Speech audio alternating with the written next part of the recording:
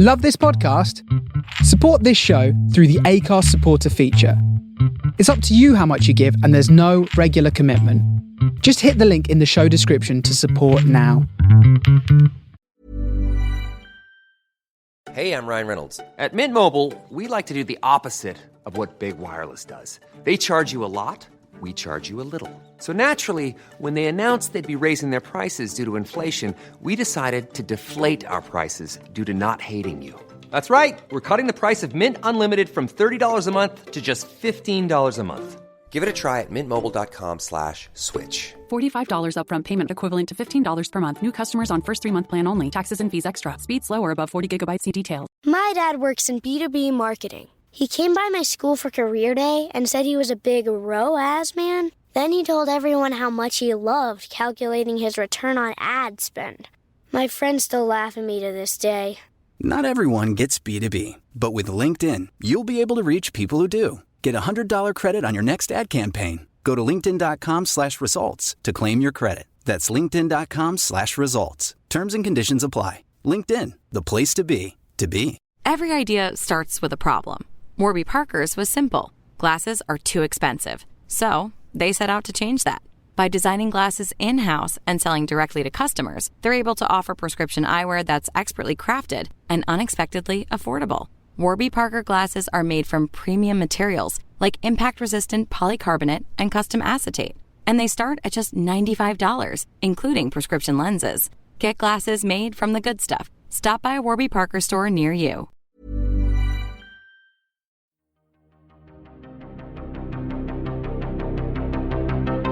This is Writers on Film, the only podcast dedicated to books on cinema.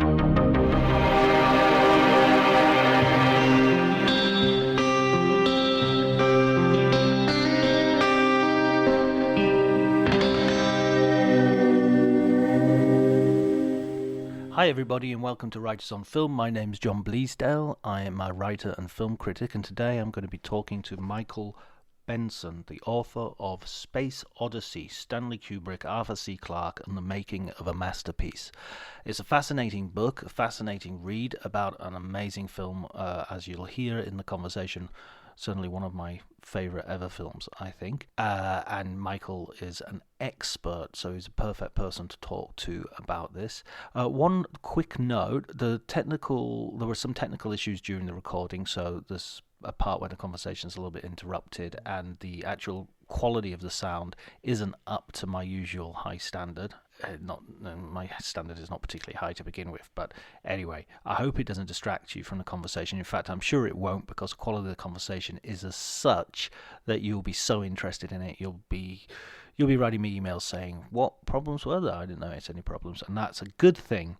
If you like the episode, please remember to subscribe, to like, to spread the word on Twitter and Facebook and social medias generally. This is our Christmas episode as well, so do remember to have a look through previous episodes and to look through this episode, and maybe you might want to give some film books as Christmas presents. I would heartily encourage you to do so.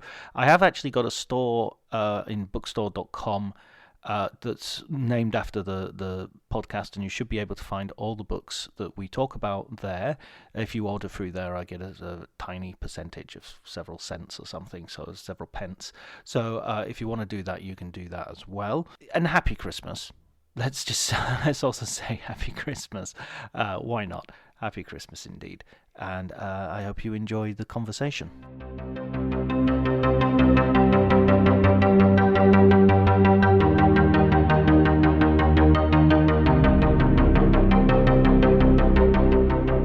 It's interesting you mention that because we staged an entire EU Christmas concert here at the Cathedral in Ottawa. My wife is a senior EU official, and it was a fantastic event. Several TV cameras, choirs singing every Christmas carols in every European language. Perfectly timed, beautiful location. 1 hour for carols from every country. VIPs in the audience, blah, blah, blah, blah, blah. It was all supposed to be then broadcast on Christmas Eve on TV here. on Rogers Cable. And then 2 days later, we heard that something happened and the camera, we had the sound, but not the picture. I have no idea. They had students shooting it. The whole thing had to be restaged in a smaller church. The whole thing was just ridiculous. Anyway, those things do happen, but not today. Not today. Yes.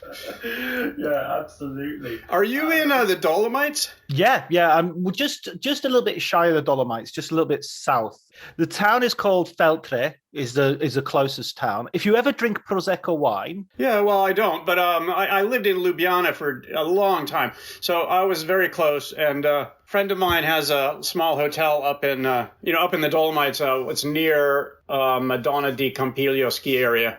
Yeah, I mean, in fact, I just jumped in the car to go and get some stuff, and there's a particular corner that if you turn around the corner of the mountain, and it's like entering Narnia. It just suddenly everything is white and it's just completely snowed over. We've got a little bit of snow here, but there it's just like the trees are frozen and will be for the next 3 months. You know? Right. Well, I'm in Canada. What can I tell you?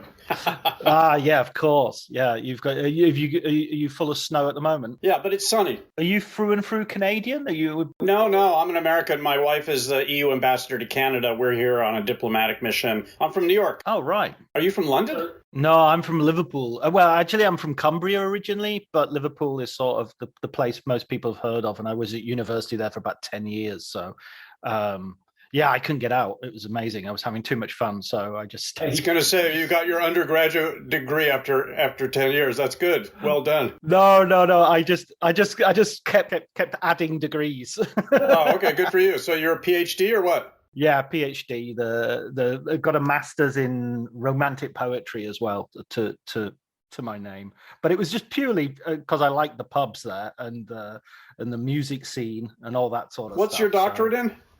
My doctorate is in English literature, and I studied Percy Shelley, the Romantic poet. This is amazing. I mean, a friend of mine sent me a link today to a video taken by the Parker Solar Probe, the NASA mission, which went into the cornea of the sun and documented its journey. The first time we've sent anything into the sun, outer envelope of the sun. And I started thinking about Robert Heinlein's The Golden Apples of the Sun. And the Golden Apples of the Sun is a line from Shelley. And so I dug out the story and I sent it off to him today. And I was reading, I was reading some Shelley today and everything. So speaking of romantic poetry, I'm an English major too, by the way. Right. Well, there you go. No doctorate, though. Well, don't worry. I won't lord it over you with my...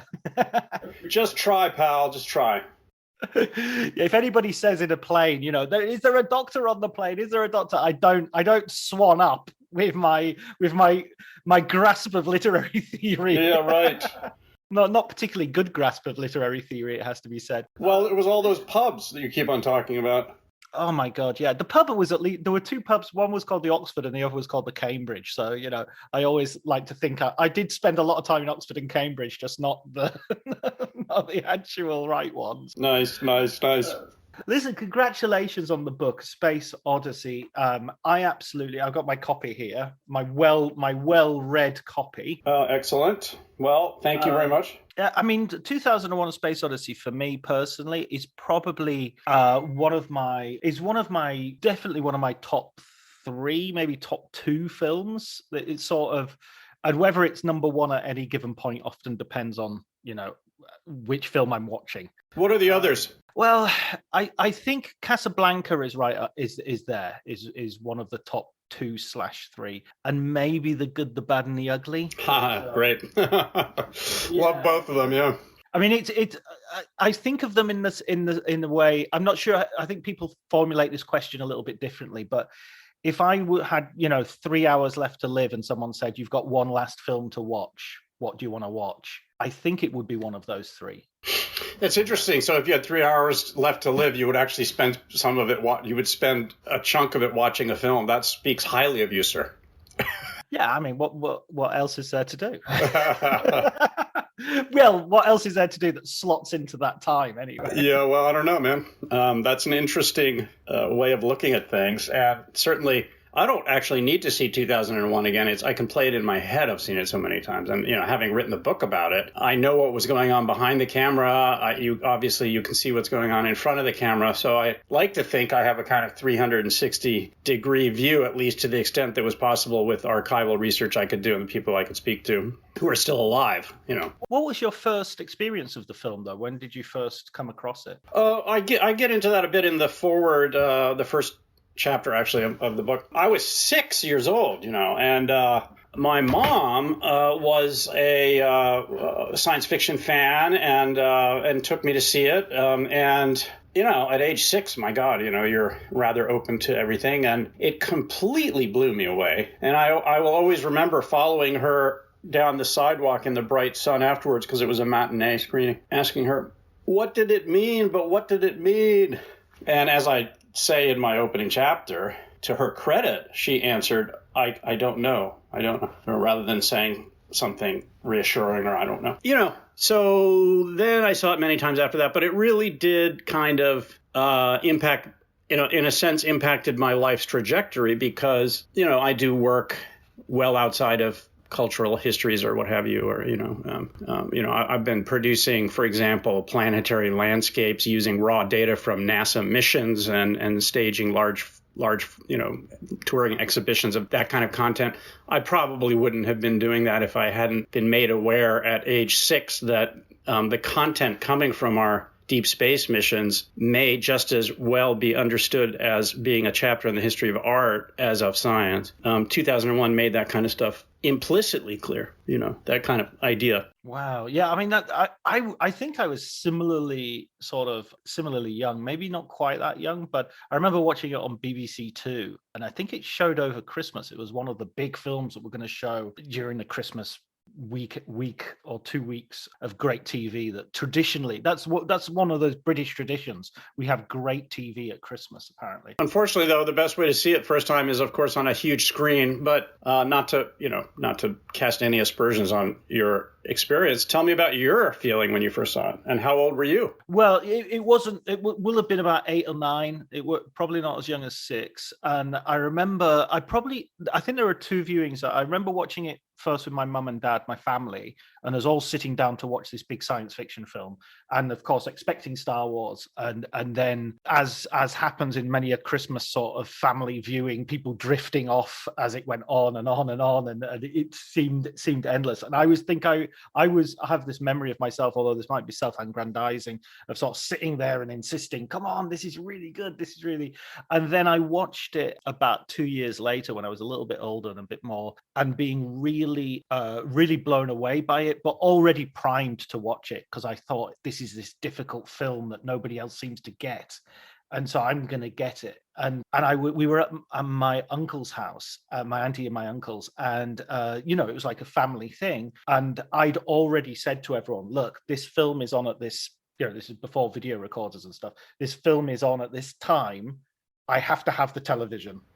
So everybody was, well, we're fine. We're all having a meal anyway, so it doesn't matter. So I went off into this little room and watched it on my own, and again was sort of knocked out by it. And from then on, it was the first video I ever bought. But I only recently saw it on the big screen. I saw it on the big screen in Cannes when it was introduced by Christopher Nolan, among others.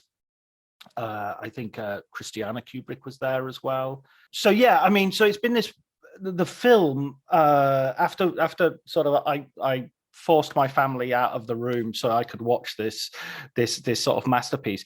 It became a sort of artifact for me, almost, that it was this magical sort of. It wasn't just a film. It was cinema itself. It was all of cinema, which I think I'm stealing. That sounds like somebody else said that. It's like music, right? You're influenced by everything. Let me say this, you said earlier that this hard to understand, difficult, complicated film was ... That difficult to understand, complicated film was the highest grossing film of 1968. It's the only time Stanley Kubrick ever achieved that. It also altered the course of Hollywood. It marked the switch from the Western. to big budget science fiction as the Hollywood main vehicle of big budget production.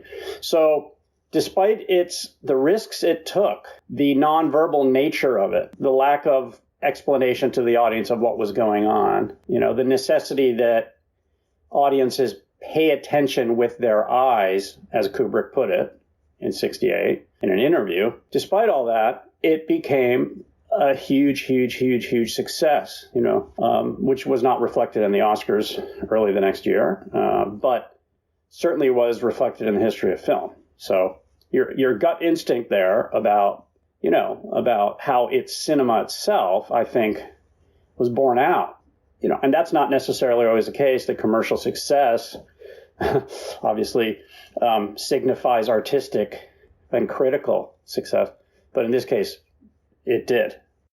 And yeah, it seems such a kind of unlikely film because the Kubrick has had a successful career up until that point.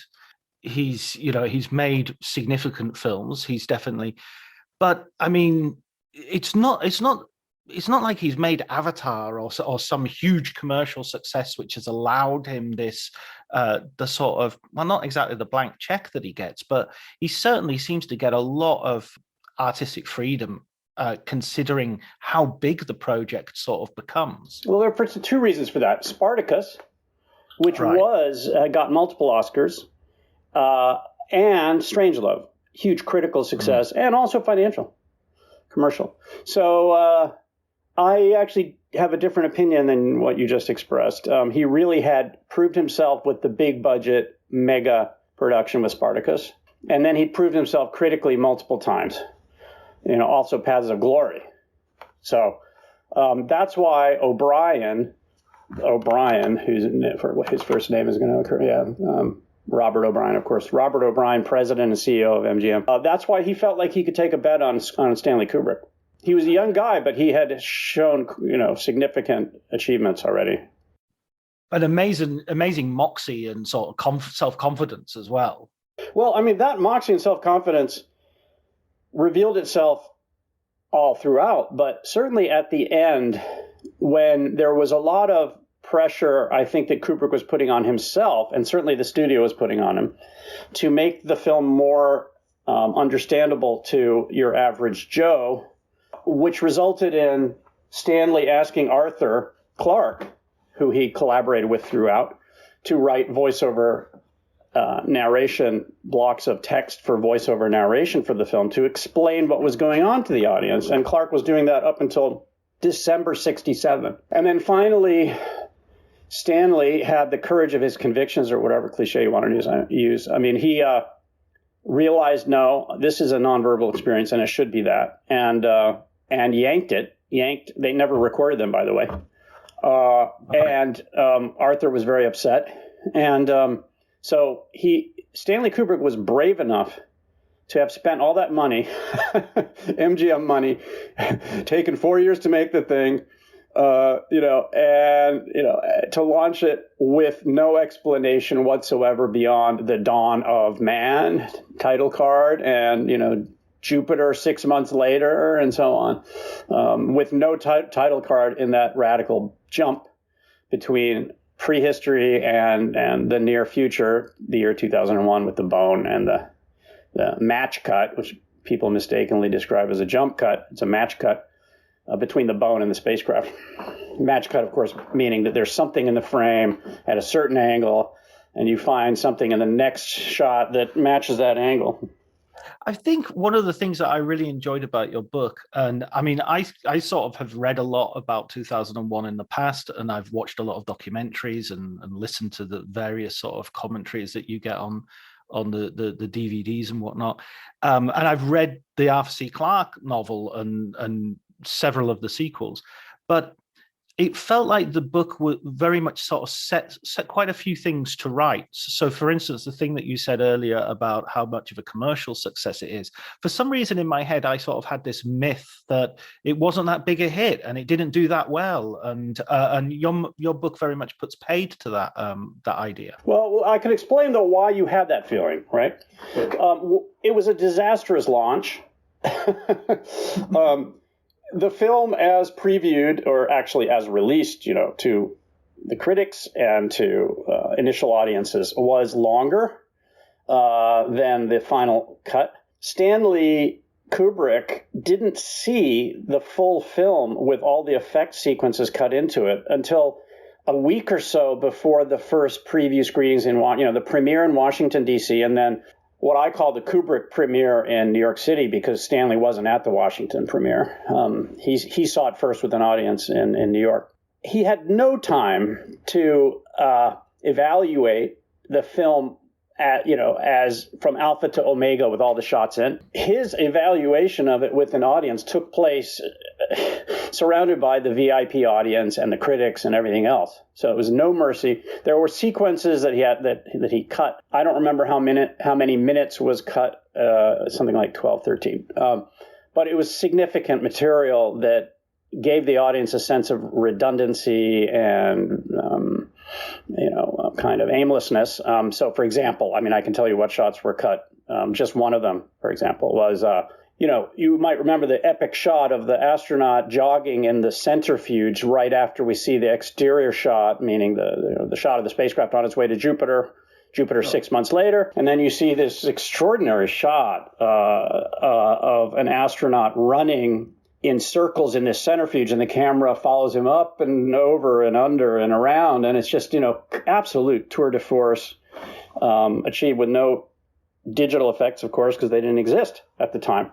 And that's fantastic stuff. But then Stanley made the mistake of including almost the same shot with the other astronaut, Keir Delay. So the first one was Gary Lockwood. And then, that's where the audience basically started muttering to itself, and they were even booing and hissing. I've heard this from a person who was there, and I wrote about it in the book, of course. So, there was material in there that just kind of removed that suspension of disbelief that you need to proceed in a film. And so he cut that, and then it became the most successful. So, but all the critics were merciless. Not all of them. There was a good review in the New Yorker. There was a very, very good review in the Boston Globe. But the other critics were pretty merciless, even savage, even putting down Stanley Kubrick, personally. And so that's probably why you had that perception. Did the critics went after him because they sort of also saw that there was this sort of great grand sort of pretension in the movie as well, maybe?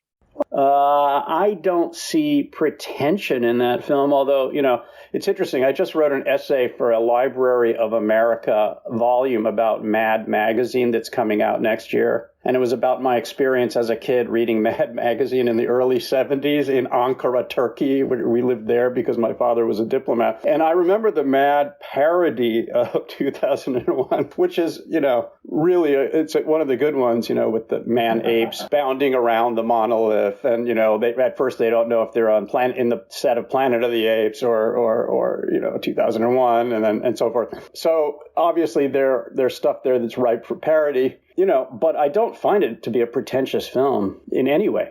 No, that's not my valuation either. But there's certainly an ambition there, and there's from the very first notes of the Richard Strauss music that you have at the beginning. There's a grandeur and an unironic sort of sense of the epic, which I can see people I can see certain critics sort of having a problem with. Well, incidentally, that music first plays over what people haven't necessarily grasped is a lunar eclipse, because what you see is the dark side of the moon, the night side of the moon, and the camera rises and you see Earth rising over the lunar horizon. This is 68, the same year that was first seen by Apollo astronauts. The Apollo 8 crew saw it months later. That epic, scene. Yeah. But beyond the Earth is the sun rising. And so you have a cosmic alignment of the kind that humanity has found mystical and powerful and disquieting and so forth and epic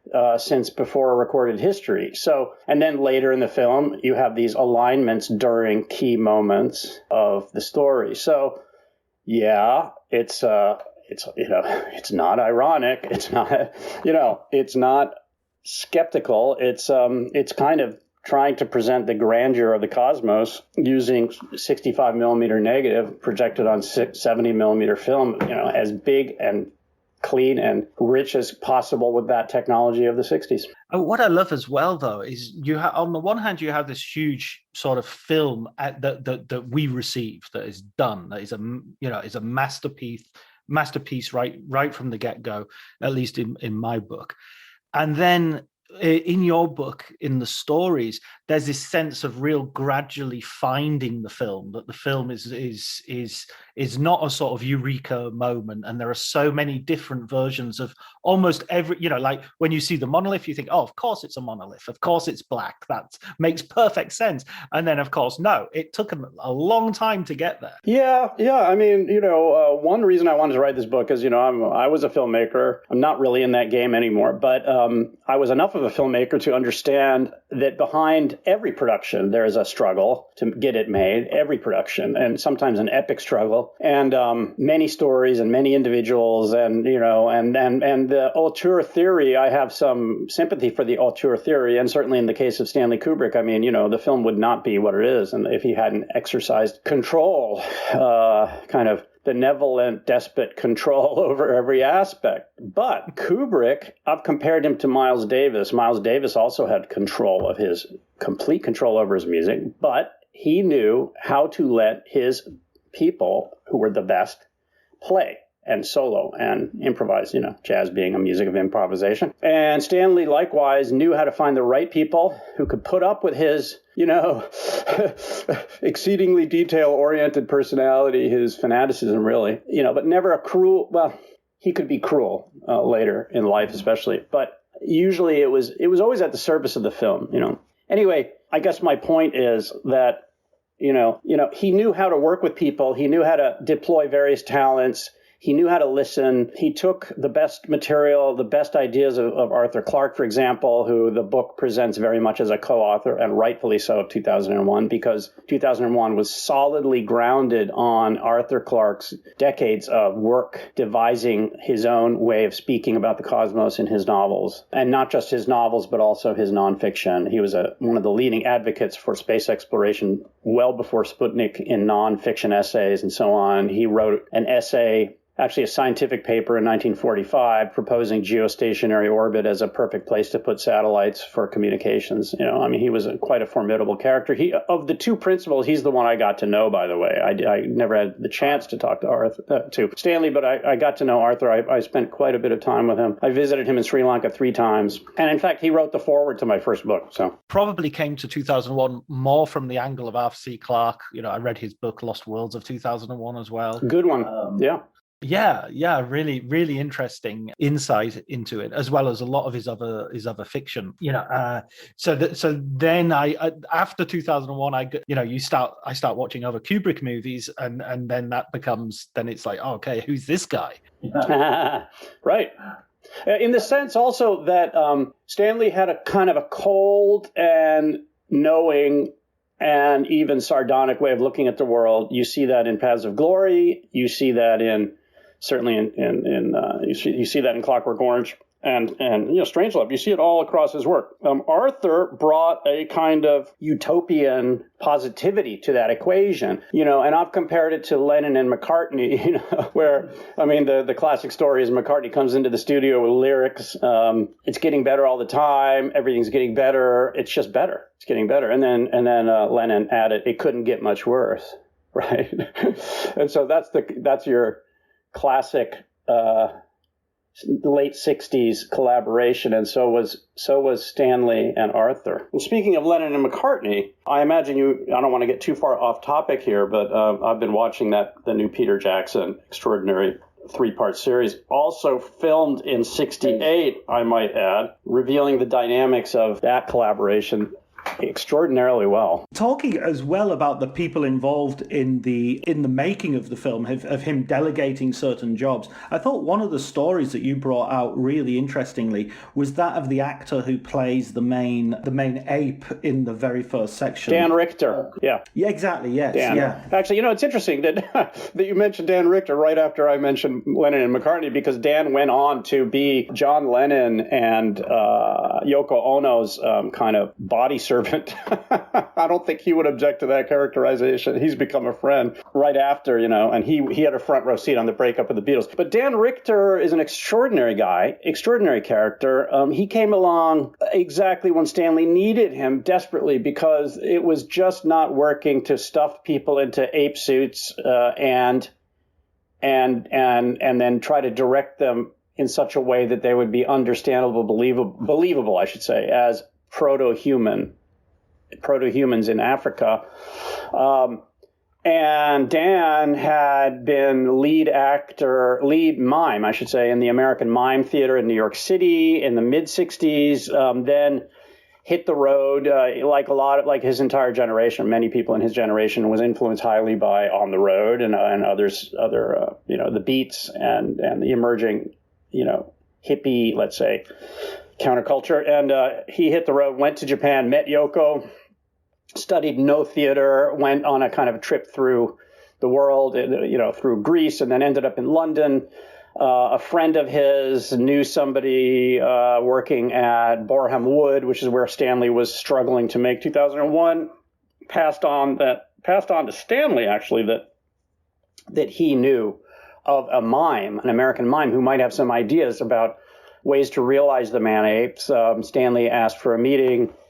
Dan came in, was one of those people who was not intimidated by Stanley Kubrick, and did a fantastic audition for him where he became a pre-human man-ape. He just incarnated, the language of pre-human primate, extraordinarily well, and got hired. And, I talk about the rest of the story in my book. Dan was also, by the way, a heroin addict, and legally so in the British system. He got his legal dosage of amphetamines and pharmaceutical grade heroin every week or 10 days or something from the UK system. And he performed the extraordinary feat of playing Moonwatcher, which is a name you only read in Arthur's novel, because they don't have names in the film. But he was the lead man-ape, the one who threw that bone, which produced the match cut, the leader of his band of man-apes, the one who has the insight after experiencing the monolith, has this insight during one of those eclipses or celestial linings up that I described earlier, has this insight that maybe this bone could be used for something other than lying around on the ground, and used as a weapon and so forth, first weapon. And in a way of getting meat as well for their survival. Yeah, because they were starving and so forth. Yes. Right. And earlier I mentioned about sort of the lack of irony at the very beginning, but of course there is a great sense of humor that runs through the film. Leonard Rossiter is an amazing comedy actor, and I think he's used very well in the space station. And then you also have the zero gravity toilet, which is one of my favorite shots. Well, that's the only really overt humor. By the way, before we get off of Dan Richter, though, I want to say that the other key figure behind the believability of those man-apes was a man named Stuart Freeborn, who has, his credit was makeup, but it should have been prosthetics, makeup, and wizardry, on the level of some of the great wizards of mythology, because he produced during a lot of pressure from Stanley Kubrick, lots and lots of pressure to improve his game and improve it further. I describe all that in the book, obviously. He got to these skin-tight hair suits, and extraordinary kind of mechanics of the mask in which the person inside could use his tongue. It was all men, young men, to manipulate rubber bands and springs and so forth and magnets and so forth to make the face of these man-apes look truly alive. And this was all done way before CGI, way before anything like that. And so Stuart Freeborn also really deserved an Oscar, but they didn't even have Oscars for makeup at that time. Sorry, I'm wrong about that. I think that Planet of the Apes got it for costume, something like that. I'd have to dig around and see if that's really true what I just said. So. Yeah, I think I remember that the Planet of the Apes won only because I remember Arthur C. Clarke commenting they thought we used real apes. Yeah. I think that actually it's an interesting comment and it's accurate as far as it goes, but I think that probably the category didn't exist yet. There was visual effects, and Stanley got that, and that's another story. Stanley had a team of people, including Doug Trumbull, who it really should have been the team that got the Oscar, but Stanley got it himself, and Doug Trumbull was very upset about that. Doug Trumbull, who did visual effects, one of the team that did visual effects, and came up with so-called Stargate sequence, this vaulting forward in space and time effect produced in that sequence after the Discovery spacecraft reaches Jupiter. There's this epic trip through space and time that the sole surviving astronaut goes through, the Odysseus astronaut, let's say, Bowman. Let's put a pin in that and come to it later. So because it's a lovely it's a mini film in itself, that whole sequence. Definitely. Just to stick for a second, sort of almost chronologically with the film. The other thing that I remember learning from your book was the fact that they sort of send a team to Africa to film for the front projection. That's such an amazing story. Yeah. So actually, it wasn't even filming. It was all stills. And the stills were meant for this front projection technique. That's true.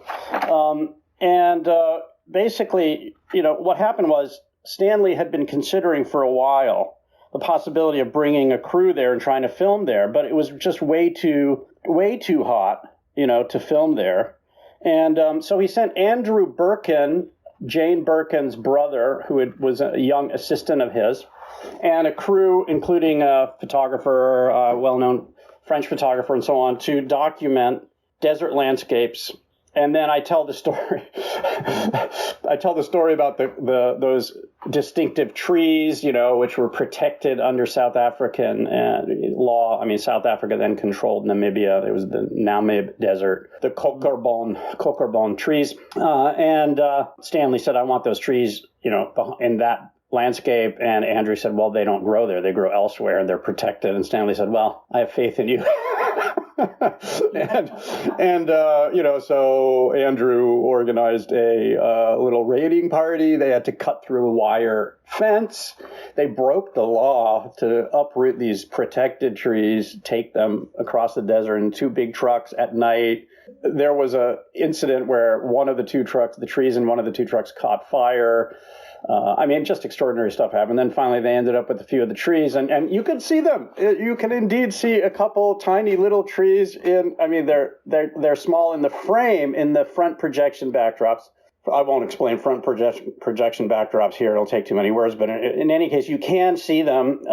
But when you see them larger, they were recreations of the trees made in England at MGM Studios. But that whole story, when Andrew told me that story, I have to say, that's when I knew, it's one of the times when I knew that it was really a good decision to write this book and take the time to do it, because I knew that there would be a lot of interesting stories about how they made that film. I wanted to look under the hood, and indeed I did, that plus, for example, Bill Weston and the stunts and his story of doing stunts for the film. Both of those stories I'm very proud of having excavated and written about, because I do believe, I have to say, that this film will be studied for hundreds of years, maybe even longer, and that material excavated now, for example, we don't know what Shakespeare was thinking when he wrote his plays. We just have the plays themselves. I'm hoping that some of these stories will go down through time, and they will be known as backdrop to what produced this masterpiece.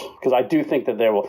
And in one reason, though, they will be studying it in 500 years, or one reason it will still have power in 500 years, is that there's not a lot of dialogue in some ancient language that we don't really understand anymore. It's all so visual. It's just pure visual storytelling. Well, I mean, you have that first African sequence, the Dawn of Man sequence, and then you have the sequence of the trip via the space station to the moon. And pretty much all of that, except for the very short sort of dialogue in the space station, is, you know, nonverbal. It's the music of Strauss, and it's the visuals. Exactly. Incidentally, involving the, you know, music of Strauss, the waltz music, and then the waltzing space station. There's another interesting kind of confluence of things there. I mean, one is that Vienna has a Ferris wheel, which is quite well known. It was in The Third Man. You know, it's not as famous as the London Eye, but it's pretty famous in Central Europe, and Orson Welles was filmed in it and all that. And, you know, if you go to Vienna to this day, I mean, if you went there right now, okay, Austria is closed down because of this stupid virus, but if it was running, you would be hearing waltz music being played while it turns, because that's what they do in Vienna, you know. And Stanley took, you know, his bride to Vienna, Christiane, on their kind of proto-honeymoon, and they had a great weekend in Vienna when they were filming in Munich for Paths of Glory. And they went on the Ferris wheel, you know. Now, who knows? Who knows to what extent that permeated his consciousness overtly when he chose to use Strauss for the space station turning. But it was probably there subconsciously. And the other point I would make about that wheel-shaped space station, it came from the Wernher von Braun spaceflight vocabulary developed with Disney in the 50s. But Wernher von Braun never gave credit for that elegant wheel-shaped space station to its actual originator, who was an Austro-Hungarian scientist named Herman Potočnik Nordum, who was actually Slovenian ethnically, was born in Pula in what's now Croatia, and made a beautiful design in the late 20s of exactly that kind of, you know, artificial gravity producing wheel-shaped space station. So again, Vienna being the capital of one of the two capitals of the Habsburg Empire. And then when you get to the moon, you have this amazing, there's this what was it? A briefing scene, really, which I have to. I mean, I wrote an article a couple of years ago about the dialogue in 2001 in my sort of like. I'm kind of interested in it because there's so little of it. Yeah, it must have been. I was going to say it must have been a short article. Yeah, but I kind of like I really think the dialogue is amazingly done, because it has this. Yes. Well, go ahead. It has this. Well, I was going to say it has this sort of dryness in that you know, there's a real dry sense of humor. The mission sort of briefing is very official speak and officialese, and it's very robotic. And then when they're more informal in the shuttle that's going to visit the monolith site, and they're talking about, you know, what sandwiches they're going to have, it's so sort of banal, and I don't think that's bad dialogue. I think that's really well written dialogue, because I think it's making these characters into just bureaucrats essentially, rather than adventurers. So true. And some of the incorrect criticism in 2001 and 68 was that explaining football to the friend who's just there for the nachos, hard. Tailgating from home like a pro with snacks and drinks everyone will love, an easy win. And with Instacart helping deliver the snack time MVPs to your door, you're ready for the game in as fast as 30 minutes. So you never miss a play or lose your seat on the couch or have to go head-to-head for the last chicken wing. Shop Game Day Faves on Instacart and enjoy $0 delivery fees on your first 3 grocery orders. Offer valid for a limited time. Other fees and terms apply. This episode is brought to you by Progressive Insurance. Do you ever think about switching insurance companies to see if you could save some cash? Progressive makes it easy to see if you could save when you bundle your home and auto policies. Try it at Progressive.com. Progressive Casualty Insurance Company and Affiliates. Potential savings will vary. Not available in all states. The actors were too robotic and so forth, and that's entirely missing the point Stanley was making. By the way, I keep on calling him Stanley like I've met him, but I feel like I know him having written this book. Of course, if I met him, I'd say, Mr. Kubrick, it's such an honor. In the late 60s, it was totally clear that the most robotic, meaning efficient human beings were being sent to space. Neil Armstrong, who landed on the moon, had such a cool head that he managed to avoid what would have been certain death for almost anybody else in a Gemini mission in orbit of the Earth. I think it was 66, when the spacecraft started spinning wildly out of control to the point where they were going unconscious. And he had the presence of mind to figure out how to reverse it. He figured it out despite the fact that they were spinning like that. And these are not people who you rely on for poetic descriptions of Earthrise. These are people who you rely on to get there and get back alive. And Stanley was riffing on all that. And he also, has to be said, was presenting this extraordinary contrast between HAL, the supercomputer and Discovery, and the astronauts. And there was an implicit sense that the humanity had, in some senses, been drained from the astronauts, if you equate humanity with emotionalism of a certain kind. And that certainly that a type of humanity, or certainly sentience, had been inserted into this mainframe computer with the red eye. Cyclops eye. And the last thing I'll say there about that is that, we were talking about how the dialogue is very banal. The dialogue is very, deracinated. The one place in the film where the dialogue is utterly powerful and critical is the most powerful single scene in the film, which is when Bowman is deprogramming Hal, and Hal is pleading for his life. Now that is reliant on words. And even though there aren't that many words, it's just one of those extraordinary sequences. When I was 6 years old, I was completely riveted and horrified. It was just horror, right? At that age, I was intelligent enough to understand what was going on at age 6. That this was a creature, a being begging for its life, having committed various crimes. That was clear. And a merciless human being doing what he had to do. Yeah, the line, my mind is going, I can feel it, Frank. I can feel it. It's that I can feel it it's almost, I think it's the only entity in the entire film who kind of admits to feelings. Yeah, it's so true.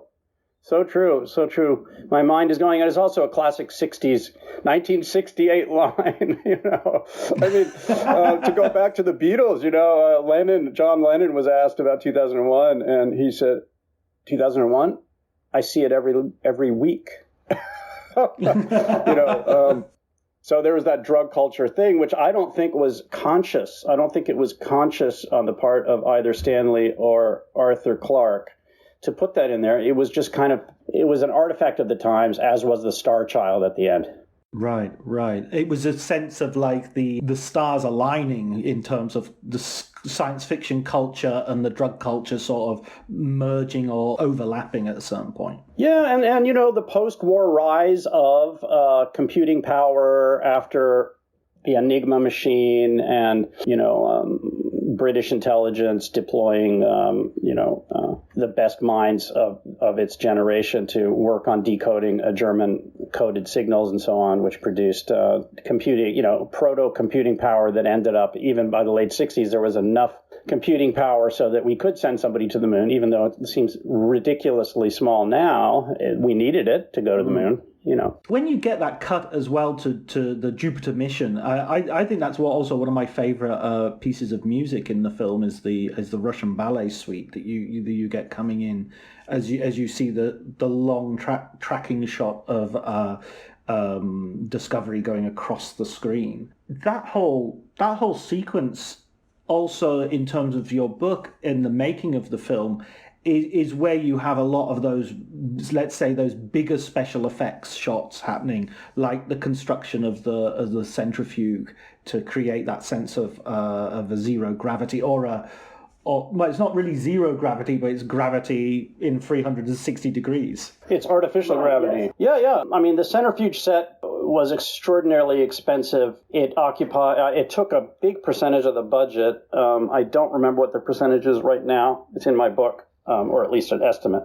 It was built by Vickers Armstrong, which is the aerospace company that had produced the Spitfire, iconic World War II Spitfire fighter aircraft. And, it was the size of, it was 3 stories high, something like that. In a big soundstage in Bourne Wood, it rotated on a central pivot point or whatever you call it, a hub. That's the word.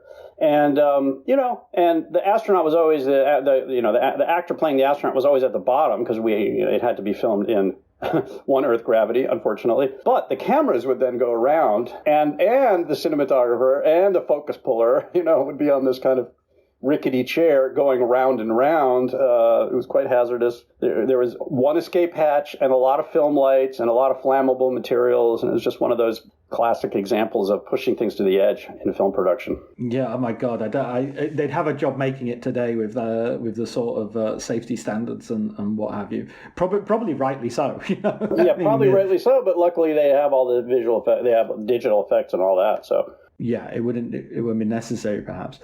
And then one of the things that I watched this film most recently, I was lucky enough to see the screening at Cannes when they showed it, a new sort of print, and it was on the big screen at the Debussy Theatre. Christopher Nolan introduced it, and I remember it was amazing, and it was the first time I'd seen it on the big screen, and it was the first time I'd seen it with the with the overture and everything, and several observations that the hundreds of times I'd seen the film previously, I hadn't to that extent noticed. One was the how amazing the soundtrack is. Not the score, but the soundtrack. The sound of the breathing, the sound of the hissing of the spacecraft, and how in that sequence where Bowman is locked outside, how it's almost like a Hitchcock sequence, that sequence.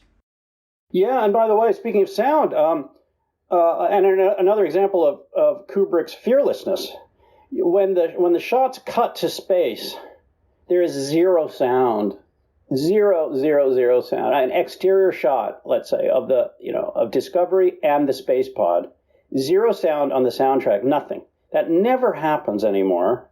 And it almost never happened before, and up until Silence, or back to silent movies, of course. And then you had a piano player or something. Because, in a vacuum, there's no sound, and your ears will not hear anything, and so forth. And Stanley took that quite literally and didn't add a backdrop of ventilations or beeps or any of that stuff. So I don't know if you remember this, but when Hal murders one of the two astronauts by using one of the space pods to clip his oxygen line, and he's seen spinning off and struggling and trying to reattach the line. That's in utter silence for part of the sequence. You only hear interior sounds of the spacecraft when the shot cuts to Bowman at the controls in Discovery, So the horror is somehow compounded by the silence. And in that sense, I suppose it's got a Hitchcock element, yeah. I remember as well the scene where Bowman sort of blows the explosive bolts, which have been brilliantly sort of foreshadowed by you seeing the words "danger explosive bolts" on a couple of occasions earlier. And the sound comes in only when the chamber fills with air. Right. Brilliant. That's exactly how it would be, actually, if you manage to survive that type of re-entry to some kind of oxygenated environment. Yeah. Going to the something we mentioned earlier that I'd like to just get your thoughts on. That Stargate sequence it's one of the parts of the film I've seen the most often, because when I had it on my video cassette, that was the bit that I would play again and again and again, just separate from the film almost, and marvel at how it was done, and never really understand how it was done. Well, it was done in multiple different kinds of ways and using different techniques. And I have to say, I love Doug Trumbull, and I know him, and I've known him for quite a few years now.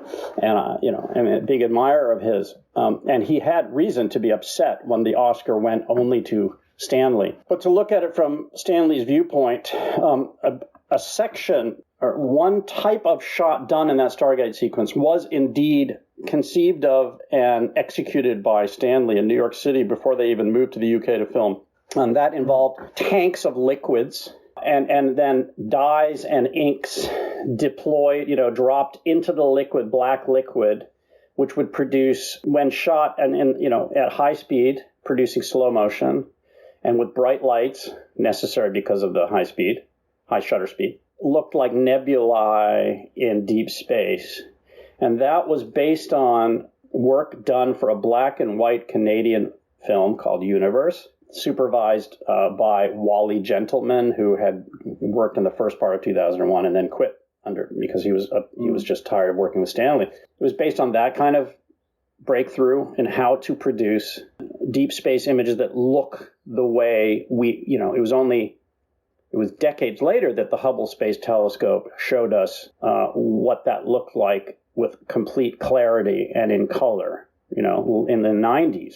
But prior to that, we had grainy shots from Earth, from the big observatories of nebulae in color, but they were very grainy. So Stanley conceived of that based on the Canadian film, which was black and white, and shot it and was breathing toxic fumes for week after week. I heard this from Christian. He would come home with his eyes red, from breathing all these noxious fumes from the solvents used and so on. He would show up at dawn, having worked all night on those sequences. So he put a lot of blood and sweat into visual effects himself, and so that probably, to his mind at least, justified him accepting the Oscar. On the other hand, Doug made the point that he could have stated to the Academy, wait a sec, this was a team effort and these people deserve it as well. And the Academy most likely would have listened. Yeah, absolutely. I mean, that sequence as well is really seems to push the film to what the film has already been doing, which is, as you were saying, sort of visual storytelling for the most part. And it pushes it to the absolute limit where you're going into levels of abstraction. You recognize that we're on some sort of journey, we're going towards something, but, story kind of breaks down into a form of visual poetry. Absolutely. And, Doug gives Stanley credit where credit is due, in the sense that Doug said to me that, one thing you don't get in that sequence is, at the very end, you get some reaction shots of the astronaut absolutely having a kind of a nervous breakdown. Freeze frame shots of his eyeball and so on. Very stylized at the end. But in general, throughout the sequence, you don't have cutaways to the space pod in that environment. The audience goes on that trip. It's the audience's point of view. It's Bowman's point of view implicitly. In any case, the sense of subjectivity of the spacecraft, or if I can put it that way, or the character is tossed in favor of the experience of the audience. The audience is given the experience. So that was also a brilliant breakthrough,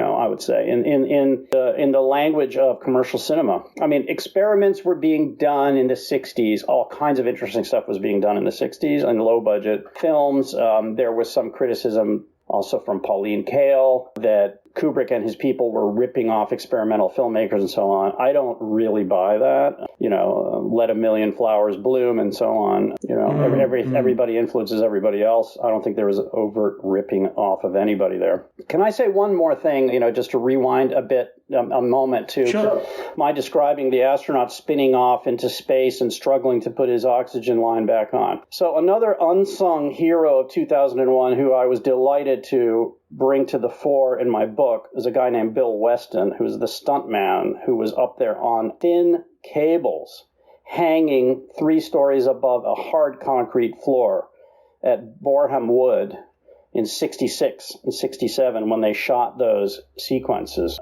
spinning on a single wire with the camera directly below him, so that if the wire snapped, he would be impaled on the camera, and doing so in conditions that would certainly have resulted in the film, the shooting of the film being halted. And these days, Stanley never could have gotten away with it, because Weston came to Stanley and said, hey, I'm not getting enough air up there, and I need you. I want to punch some holes in the helmet so I can breathe better. And Stanley refused. And he was given a little bottle of oxygen, which lasted for about 12 minutes, and didn't even have there was no way to get the carbon dioxide that Bill was exhaling out of the helmet. And so Weston was hanging upside down or sideways way above this concrete floor with oxygen feeding in for only 12 minutes during sequences that sometimes required 20 minutes or half an hour. He would lose the oxygen while they were setting up and then be without oxygen, and he passed out numerous times. I tell the story in the book of that one time when he passed out and he came to and he went off looking for Stanley because he was going to give him a real beating.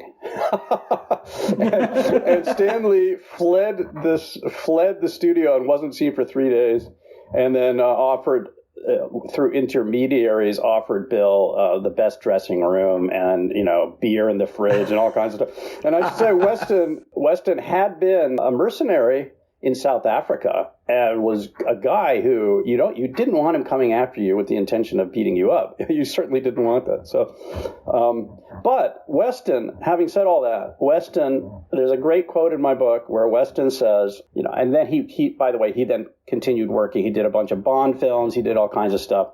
And in the end, when he was being interviewed much, much, much later by Dave Larson, who's a guy who I worked with, who I admire greatly, who has been researching 2001 for half of his life, gave me access to some of the interviews he made, including with Bill Weston. Weston said to Dave, in the end, the film he was proudest of was 2001. After all that. I mean, that's the thing is, I think it's the one Stanley Kubrick film where everything is on the screen. All that perfection, all that mania, all that obsession, it's really on the screen. I mean, you know, Barry Lyndon, you could say, well, it's beautiful and all the rest of it, but it doesn't need to necessarily have gone to such extremes to get that. Whereas in 2001, you think there's no real other way of making that movie. I agree. Certainly with the technology that they had then. And of course, they invented a lot of it. I mean, they developed it from the ground up. I mean, it was an R&D project. 2001 was a research and development project funded by MGM. 2001 involved what contemporary film producers would definitely consider unnecessary amounts of research, pilgrimages to MIT to talk to Marvin Minsky about artificial intelligence, consulting with IBM and Bell Labs about flat screen technologies and what would a spacecraft look like in the year 2001. What do you think? Give us your best guess, best idea. And then the best people in the field did that in exchange for some product placement, They were really, hard science fiction is a genre characterized by its adherence to what we really know. And Arthur Clarke and Isaac Asimov and Robert Heinlein, but especially Asimov and Clarke, were the epitome of hard science fiction. It had to be something true to what physics could allow, according to our, the understanding of the time. And so that technique was used and deployed. That was the kind of thing Stanley understood intuitively because he was that kind of geek himself. So he and Arthur did extensive research, deployed various, other people to do it for them as well, and so on.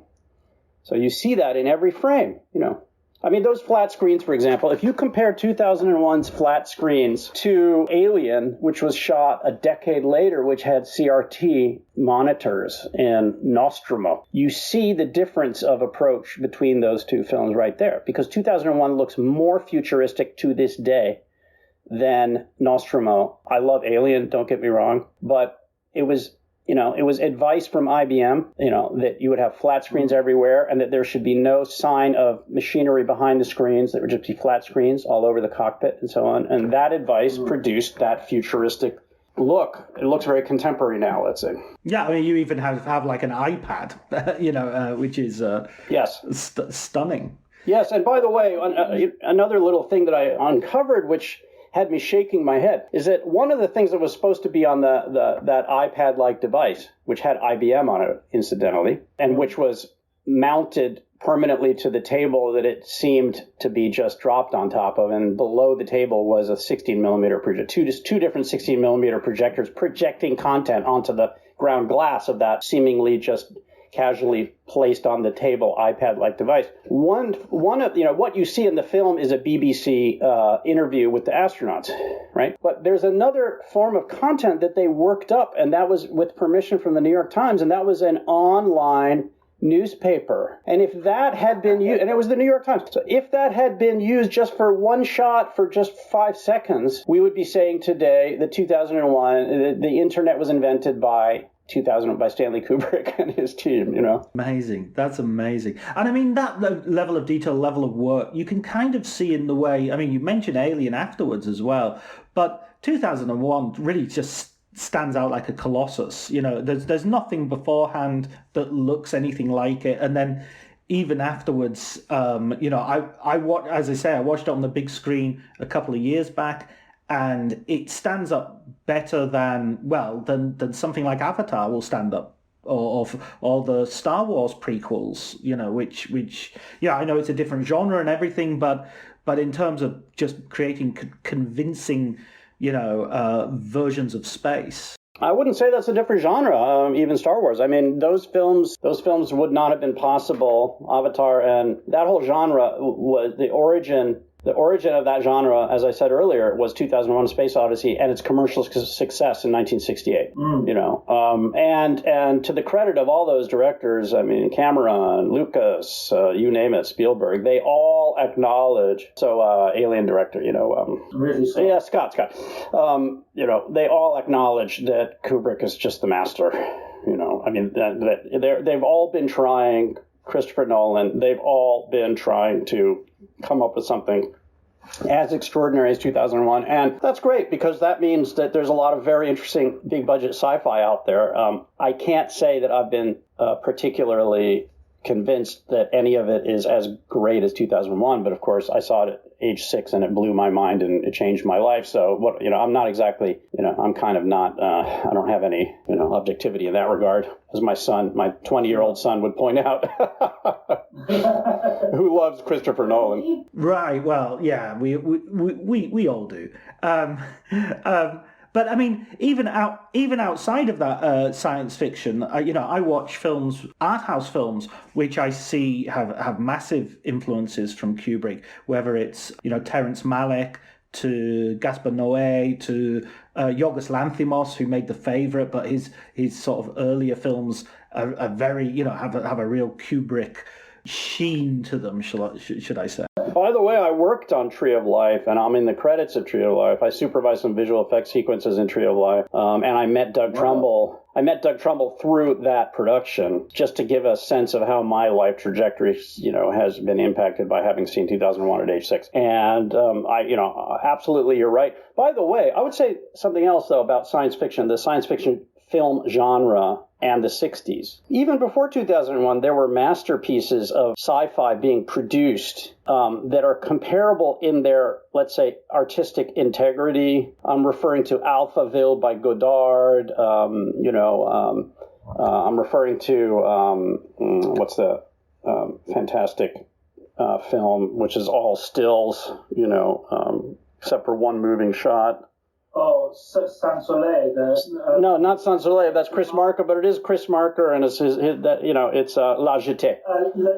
Yeah, so both La Jetée and Alphaville are low budget, very low budget French sci-fi movies. Both of them predate Kubrick, and they took a different route to sci-fi glory, let's say. They're both dystopian meditations on this dystopian future in which a supercomputer, in the case of Alphaville, is controlling human destiny, But they didn't even try to have visual effects comparable to, of course, they couldn't be comparable to 2001. It hadn't been made yet. It's just a different approach.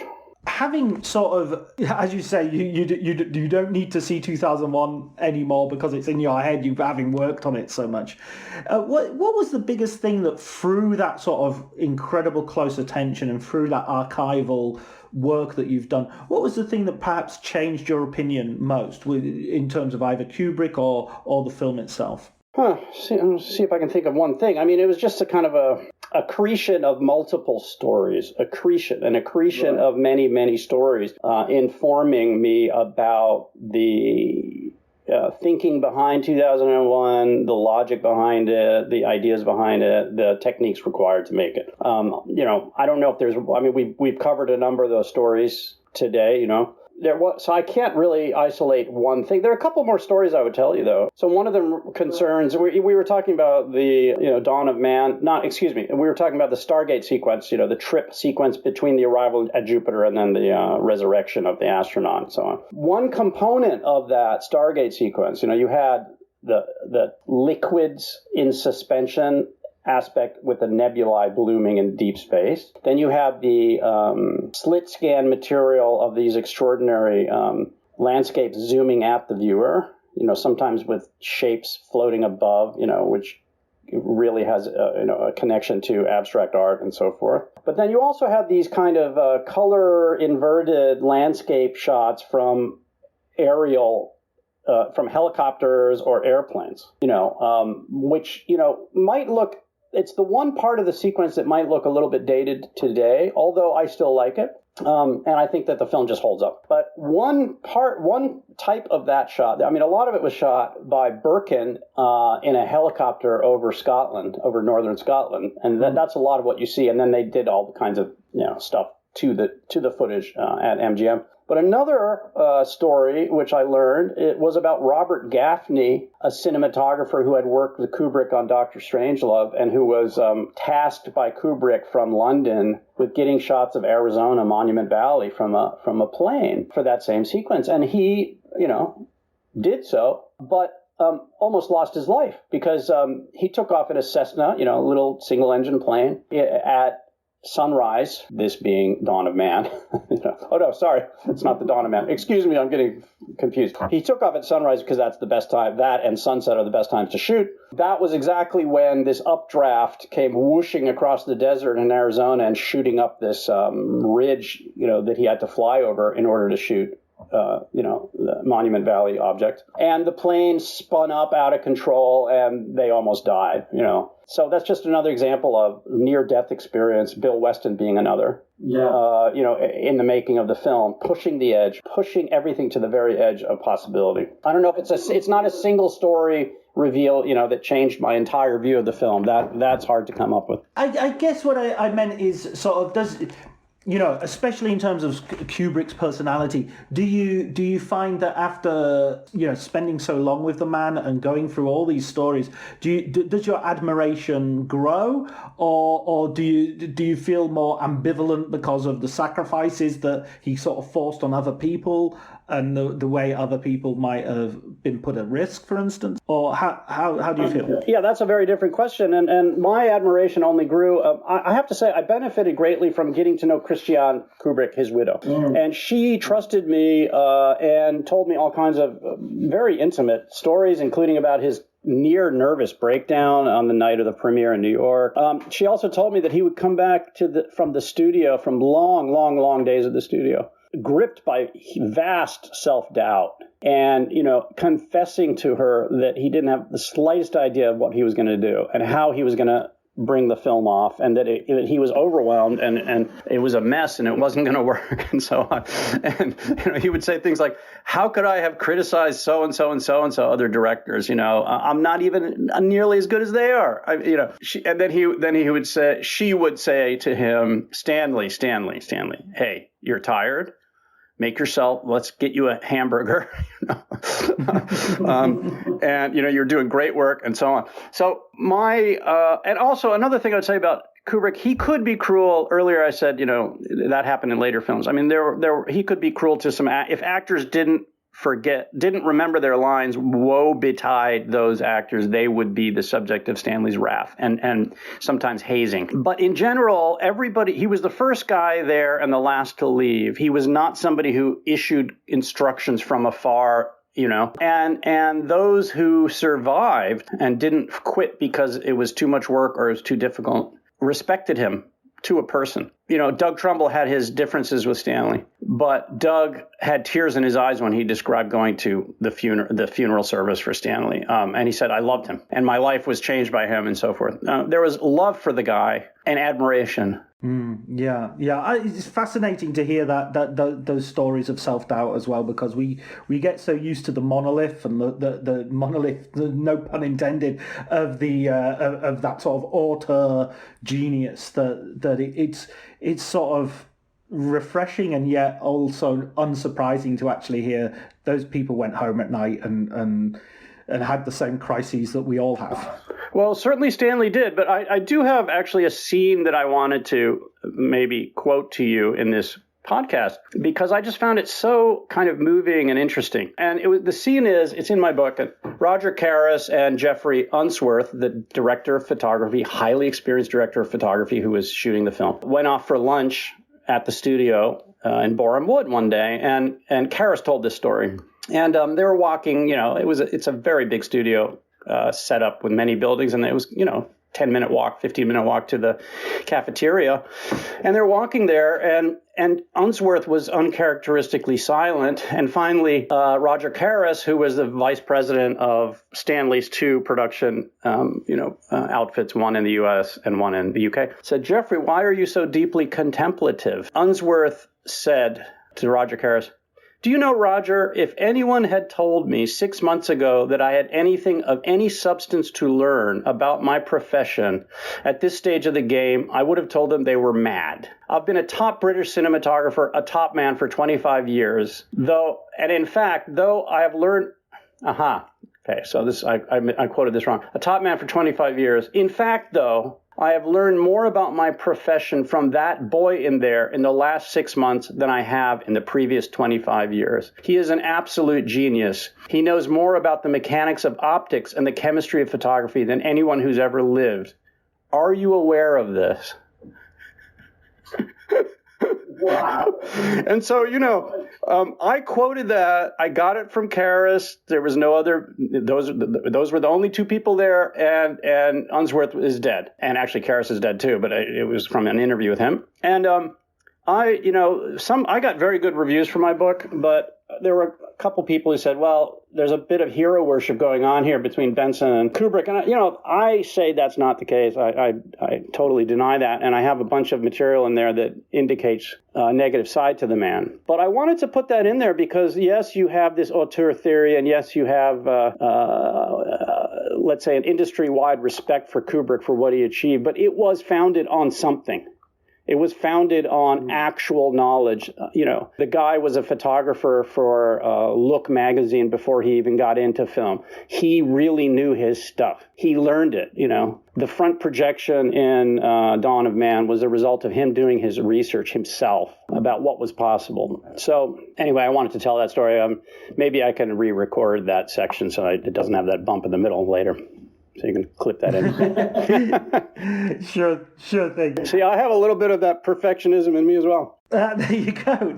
We'll do about 50 takes, I think, before we're really happy with it. We don't have to do it. We don't have to re-record.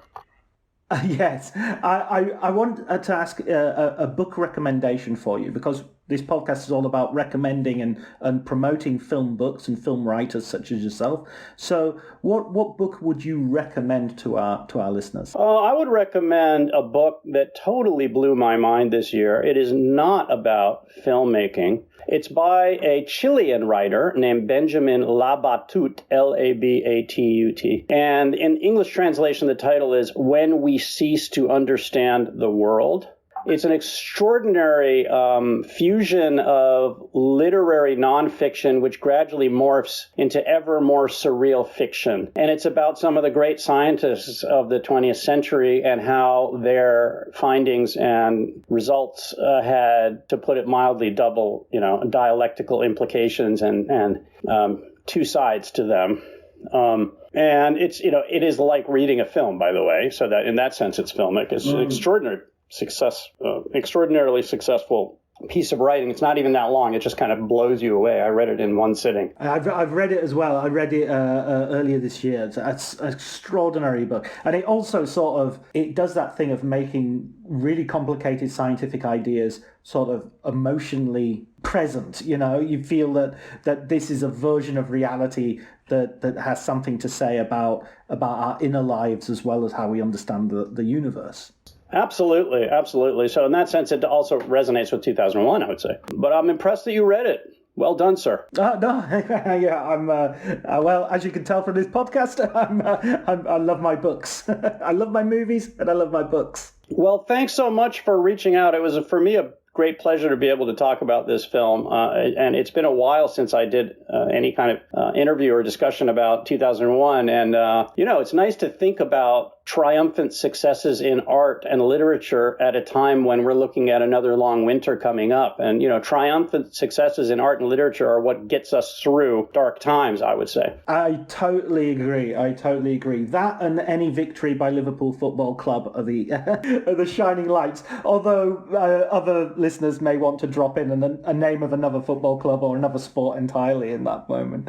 And I think we should congratulate ourselves as well on having an entire conversation about 2001 2001: A Space Odyssey and Stanley Kubrick without once mentioning the moon landing conspiracy theory. If you want to get into that, we can. I mean, it's so ludicrous. It's just so patently ridiculous that I just, try to bat that one aside. I mean, for example, one of the conspiracy theories seems to be grounded on the fact that Stanley Kubrick shot 2001 the year before the moon landing. But if you look at the aesthetics of the moon in 2001, if you look at the fact that you can see stars in the sky in 2001, that it's jagged topography on the moon in 2001, just the way they shot the moon, it is utterly different from what we saw from the moon. And there are reasons for that. The reasons you don't see stars in the sky in the Apollo footage is that you had bright, glaring sunlight on the surface of the moon during those landings and during the moonwalks and so on. And that was, of course, not accidental. And the only time you're going to see stars from the lunar surface, even though there's no atmosphere, is if you face away from the sun and squint, you might see a few stars. But,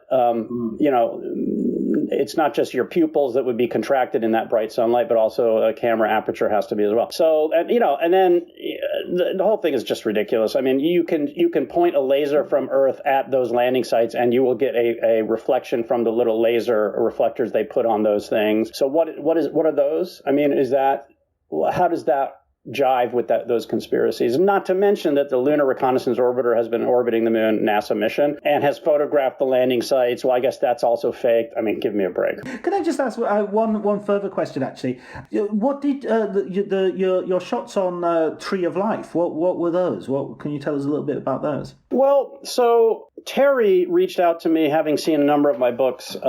I have a couple in particular that were relevant to Tree of Life. One of them was looking at the solar system and looking at the history of photography of the solar system and creating large format planetary landscapes from raw interplanetary mission data, image data. And then another was called Far Out, and it was essentially picking up where the first one left off, meaning not the solar system, but everything else. And it was jammed with extremely high quality images from major terrestrial observatories, the Hubble, other space telescopes, etc. And both of those were, let's say, edited filmically. I mean, I take illustrated books very seriously as a genre. I don't consider them coffee table books and just, diversions for bourgeois people. They are, especially working with Abrams, which has extremely high production quality, that printed stochastically, for example. I took them seriously as artworks in themselves. And so that resonated with Terry, and he reached out to me and proposed that we collaborate on Tree of Life. We made a deal, an arrangement. I was actually living in Europe at the time, in Slovenia. And, we did a lot of work together. I ended up supervising. I was advising, but I also supervised several sequences. One of them was, for example, to get granular 2 moons in orbit of Jupiter.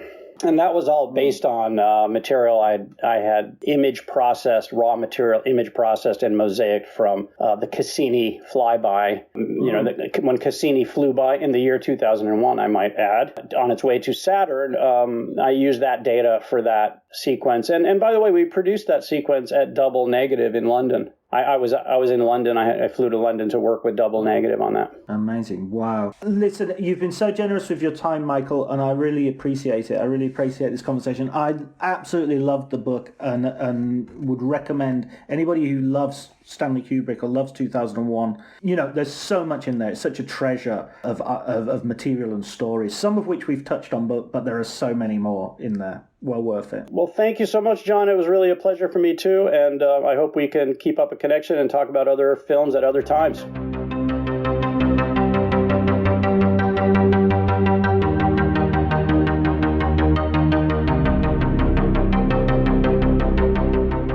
So that was my conversation with Michael Benson. I hope you enjoyed it. I was fascinated by what Michael had to say, not only about Stanley Kubrick, but also about Terrence Malick towards the end. Some real interesting facts and stories and witness statements that Michael has managed to gather together in his wonderful book, Space Odyssey, Stanley Kubrick, Arthur C. Clarke, and the Making of a Masterpiece. His recommended book is a book by Chilean author Benjamin Labatut, When We Cease to Understand the World, and I've read this also. One of my favourite books of last year, so also highly recommended. Yeah, a brilliant read. Really, really deep, really, really interesting, and quite funny at times as well. So that's all for Writers on Film this week. Next week we'll be talking to Ghibliotech, so please remember to tune in. Thanks very much to Elliot Atkins for the music. Thank you, Ali Howard, for the artwork. And have a really good Christmas, a really good break. You deserve it.